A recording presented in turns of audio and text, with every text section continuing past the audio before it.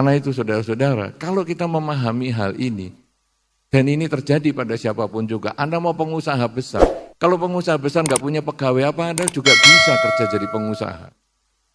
Ketika Anda jualan, Anda tokonya rame, kalau nggak ada orang beli apa Anda bisa jadi orang kaya. Ada satu pengusaha yang luar biasa sekali yang saya pernah kenal, yaitu pengusaha roti.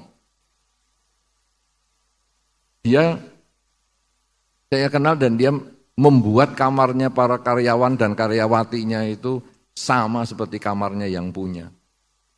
Sama bagusnya, sama mewahnya. Cuman bedanya kalau yang punya itu satu kamar cuman suami istri, kalau itu satu hall isinya beberapa pegawai dengan keranjang susun. Tapi ada TV parabola, ada internet dan ada segalanya. Kemudian kalau kebetulan ada salah satu pegawai yang menikah, semua ini naik bis yang sama dengan bosnya untuk pergi ke pernikahan di desa. Saudara-saudara, saya tanya kepada bos itu, kenapa kamu menyediakan fasilitas seperti itu dan kenapa kamu kok sampai nganter para karyawan itu ke desa dengan naik bis yang sama, padahal kamu mobilnya mewah sekali. Dia mengatakan, saya ini pengusaha roti, jam 3 pagi adonan pertama sudah mulai dikerjakan. Saya masih tidur, mereka yang kerja. Mereka itulah yang membuat saya kaya seperti hari ini. Tanpa mereka, saya bukan apa-apa. Karena itu saya tidak punya hak untuk menindas mereka.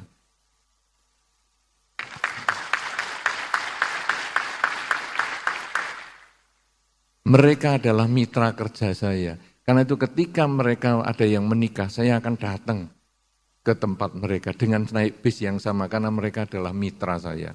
Coba saudara, orang ini memahami dengan baik bahwa sesungguhnya bukan diri sendiri yang membuat kita sukses, tapi kita karena dukungan orang lain.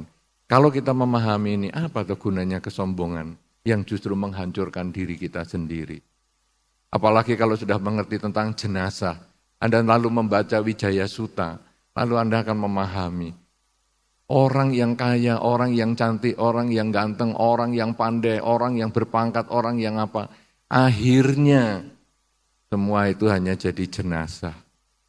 Kalau sudah akhirnya jadi jenazah, yang busuk, yang dimakan ulat, dimakan cacing, yang akhirnya juga hanya menjadi tengkorak, yang akhirnya juga lapuk, dan akhirnya menjadi serbuk. Apa yang mau disombongkan? Prestasi apa yang akan disombongkan? Karena semua itu hanya proses. Kita sesungguhnya hanya pelaksana di dalam satu masa saja. Apa yang kita lakukan yang terbaik ini hanya mudah-mudahan bisa dikenang. Tapi bukan untuk menambah kesombongan, hanya untuk memberi makna di dalam hidup. Sudahkah saya dilahirkan oleh orang tua saya itu bermanfaat? Apakah saya ini justru memalukan orang tua saya? Ketika saya menjadi biku, saya meminta izin kepada orang tua. Dan orang tua saya tidak sulit untuk melepas, saya hanya ngomong. Orang menjadi biku kan menjadi orang baik. Menjadi orang baik, kok ditangisi? Kalau saya menjadi penjahat, apa kamu lebih senang?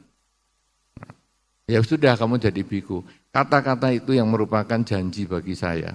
Bahwa saya menjadi biku, saya harus menjadi baik. Kemudian saya menerima dana makan dari orang.